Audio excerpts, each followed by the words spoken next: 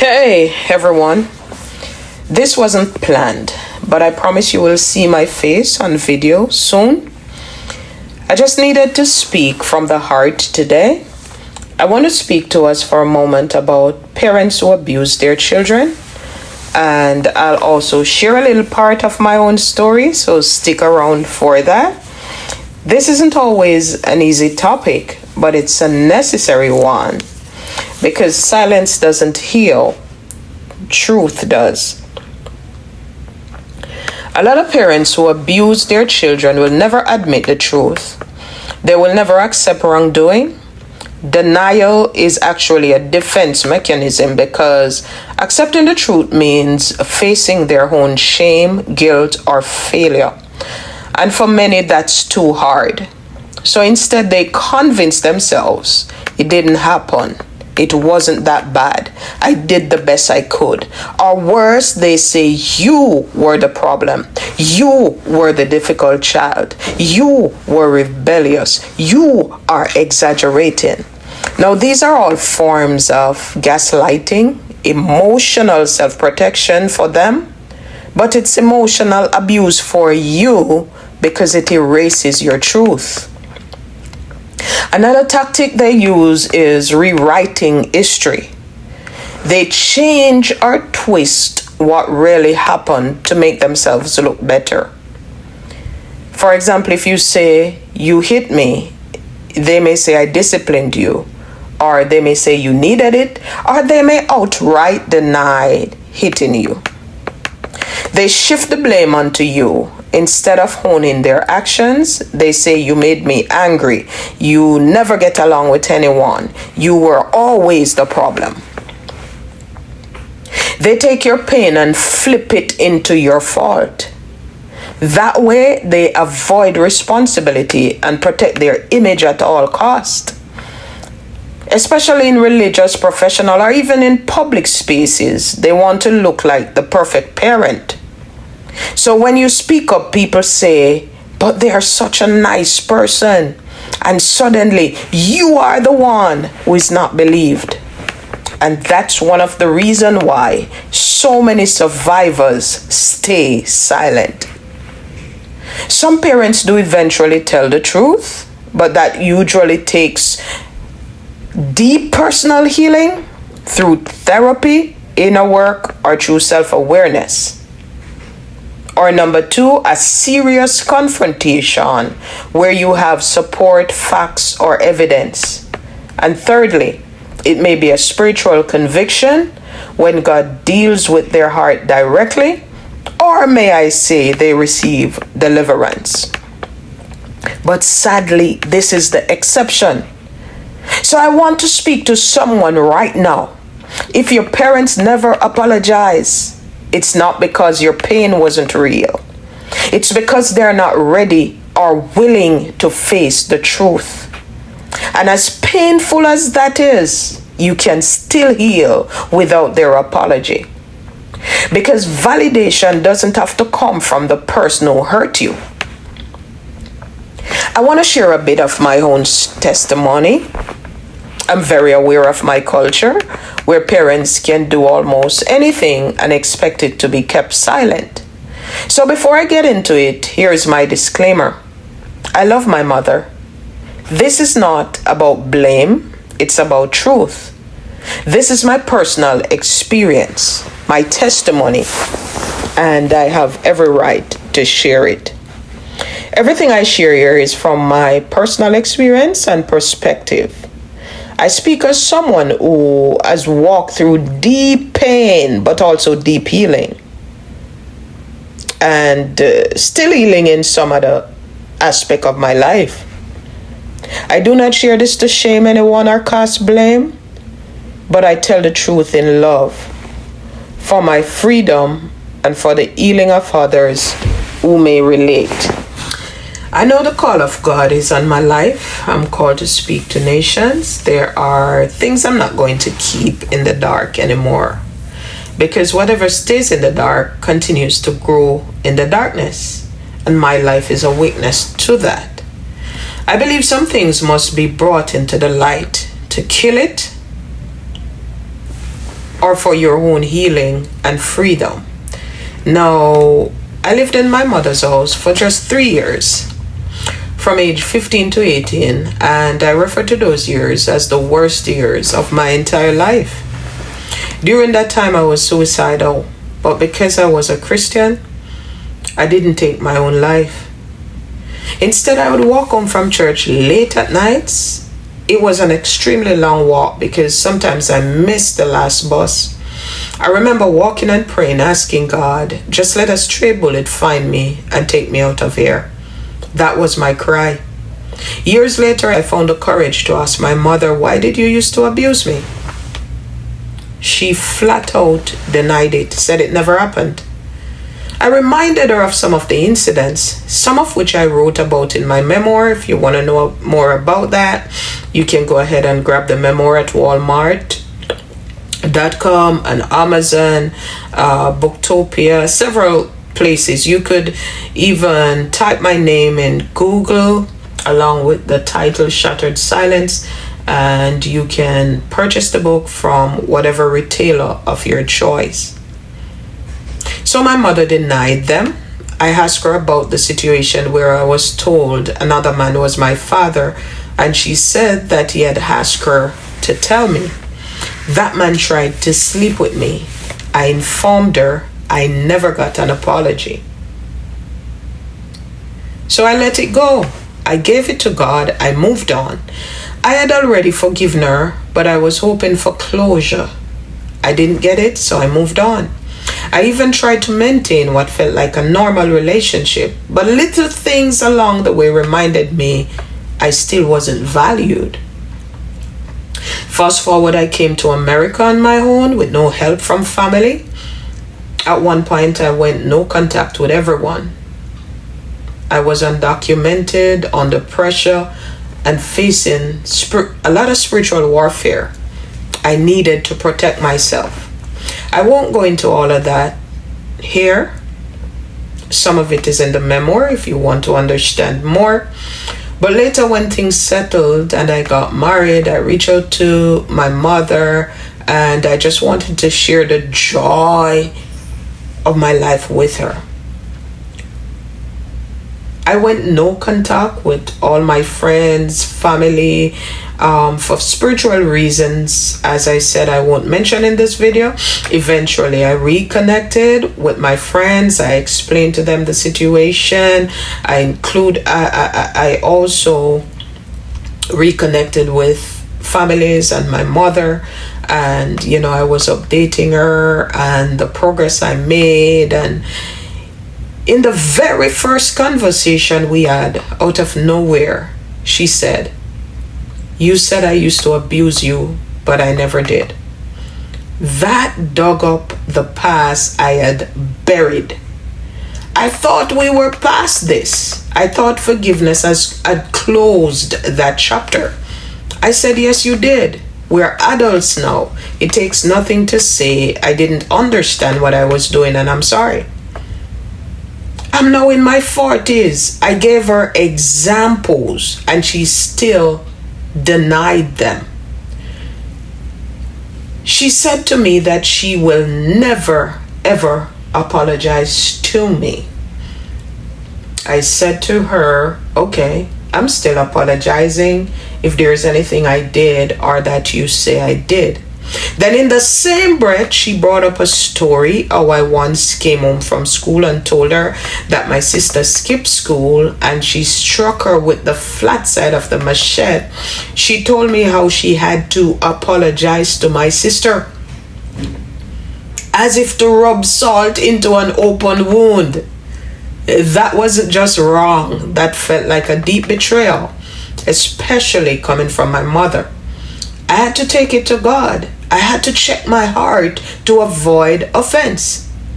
But after that last conversation, I decided to address this at a different level, because some things must be brought into the light to be exposed. The Bible says, "Have no fellowship with the unfruitful works of darkness, but rather expose them." Ephesians 5 verse 11. So I decided to address this issue with my brother. I confided in my older brother and his wife for the first time ever in my 40s. Though I had been to his house many times throughout my life, I never spoke to him about any of this because I had forgiven and I didn't think it necessary. Even knowing that my reputation had been affected. But he suggested we have a family Zoom call to discuss everything openly, and I agreed immediately. I want to pause here to say this isn't about revenge. I want to see people free. I want to see mothers and fathers healed, because we cannot continue to wound our children in the name of discipline and then cover it up with religion, silence, or culture. This isn't about canceling anyone. It's about redemption. But there's no redemption without truth. You cannot heal from what you're not willing to acknowledge. And as long as you keep denying it, your child continues to carry it alone. My prayer is that this video helps someone speak their truth without shame. Even if your voice shakes, even if the people you love never say sorry, you don't need their permission to heal. And if you're a parent who knows you hurt your child, please don't let pride keep you from going to them.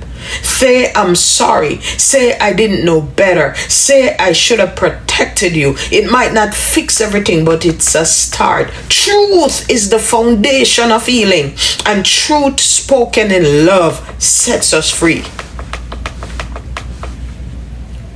So years or months earlier, I received a prophetic word about witches in the family and some connection as it relates to my mother. She denied knowing about that as I asked her, and I believed her and even doubted the word until the Lord opened my eyes recently to things I won't mention here. But my mother was very angry that I told my brother and his wife that she actually brought up that situation and said, you're asking me about witches in the family. You're the only witch I know. I was berated on that call. It was like having a wound that's finally healing and the scab is there, and someone and someone keeps scratching it open again. My response was that a child of God should not be calling another child of God a witch. And still she never apologized. Not for the abuse, not for the accusation. In fact, she told me, I'll never, ever apologize to you. I had to literally block my heart or protect my heart from being offended in that moment. I held my peace. I stayed respectful. I stayed within the bounds of honor, even while I was being dishonored. But I've made peace with that, because I don't need her apology to heal. It would be nice, but I don't need it to heal.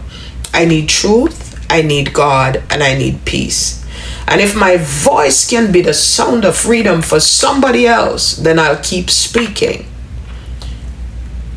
Now, people who don't understand the dynamics and don't know that I am still being abused and have to choose healing and forgiveness, not just in the past, but right now, they may say, but that's your mother, and expect you to stay silent, even if the silence is killing you. Because in some cultures, even if your mother is hurting you, you're expected to stay silent. I've stayed silent for years. But I realized that silence is not healing, that's bondage. It allows a twisted narrative to be secretly perpetuated. If I had spoken sooner, maybe the pattern would have been broken sooner. Yes, the Bible says, honor your mother and your father. But it also says, fathers, provoke not your children to wrath. And let's be clear, honor does not mean silence in the face of abuse. Honor doesn't mean tolerating spiritual or emotional violence. I love my mother. There was a time when I felt that love turning into hate. I had to cry out to God in my early 20s and ask Him to help me to forgive, and He did. But love doesn't mean silence. Love doesn't mean denial of pain and hurt. So again, I want to say to somebody, if your parent never apologizes, it's not because your pain wasn't real. It's because they're not ready or willing to face the truth. But you can still heal.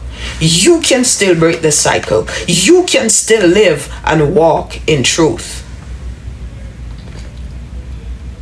Validation doesn't have to come from the person who hurt you. Telling your story is not tearing anyone down. It's standing up for yourself and for those who feels voiceless and for the generations after you. And that is powerful. Now, recently my mother read my memoir, or at least some of it, and left me several voice messages. I replied respectfully to the first one, thinking she would stop and reflect. I even ran my response through others to ensure that the tone wasn't offensive and it was approved. To my surprise, there was still a ridiculous responses, which I ignored because it didn't seem like the aim was to reach a solution. I was cussed out, blocked, then unblocked, cussed out, then blocked again. I won't repeat the words here, but the tone and the derogatory names and the curses I was called were very familiar. That was what I have experienced since childhood.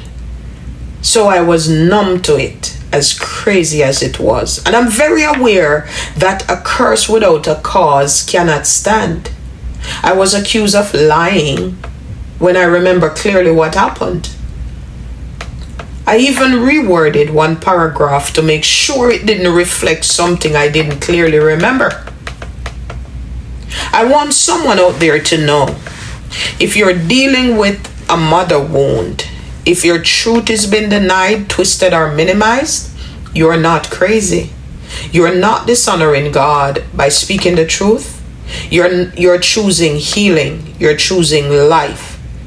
Even now at almost 50 years old, my mother is denying my truth.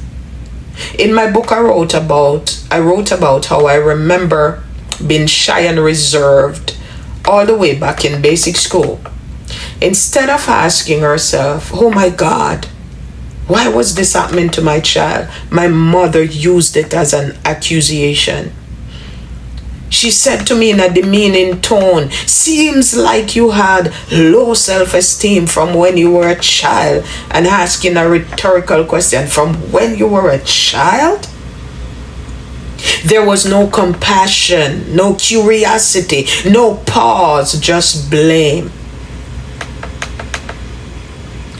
I mentioned to a family member who is aware of everything recently that someone from my past, someone who knew me when I was living with my mother, confirmed they were aware I was being abused. And I was shocked. I asked them, how did you know? They said people were talking. For me, that was validation, because my experiences have so often been denied, twisted, or minimized. But the family member said something that struck me. They said, well, people are going to say you're trying to bring down your mother. I thought, since when is telling your story considered tearing someone down? Especially when that person caused the pain and is still denying the truth to this day. I don't believe people who are open-minded and compassionate would say that. Because first of all, I'm speaking from my experience. I'm sharing my testimony. These are the things I lived through. Things I kept silent about for years before sharing them publicly. Another common narrative I heard my mother spinning for years is that I don't get along with anyone. But conflict is a natural part of life, especially when you're a child of God called with a purpose, or when you begin setting healthy boundaries. I'm not sure why she keeps latching onto this idea, but repeating it doesn't make it true. I refuse to let that false image silence the truth of what I've lived through. Honestly, I don't see how it relates to the fact that I was being abused. I believe she used it to make me seem like the common denominator. But even if that was true, what does it have to do with the fact that I was mistreated by the person who should have loved, protected, and nurtured me, my own mother? And truthfully, we're not even in each other's lives. We might say hi here and there, but that's it. Unless she's talking about me behind my back, or, creating her own narrative, I don't understand where these claims coming from. Consistently. And that's the thing. Abusive parents rarely acknowledge their wrongs. When confronted, their most common responses are denial, blame shifting, gaslighting, and emotional manipulation. They might say you're being disrespectful, or they may weaponize religion and twist scriptures to make you feel guilty. They try to protect their image rather than repair the damage. That's why I believe it's important for me to speak up.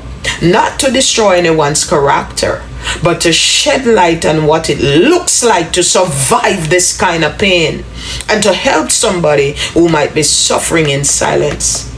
Because this isn't just a story. This was my cry. This was my pain. And this is why I'm speaking. This is why I'm sharing my testimony. I want somebody to know you don't have to take your own life. You don't have to self-harm. You don't have to become numb. Healing is possible. Even when it feels far away, it begins the moment you decide to choose yourself, to break free from the chains of pain and silence. You have the strength within you to reclaim your peace, to reclaim your joy, to reclaim your freedom. Healing doesn't mean forgetting or excusing what happened. It means finding the courage to move forward, to nurture your heart, and to live fully. I'm sorry. No matter how deep the wound, restoration is possible. Your journey towards healing is a powerful act of love towards yourself, a declaration that you deserve a life filled with hope and wholeness. So take that step, trust the process, and know that every step forward brings you closer to the peace you deserve. Because in healing, there is life, and in life, there is freedom. Want to read more? Go ahead. Grab the memoir, Shattered Silence, a journey of survival and healing. God bless you.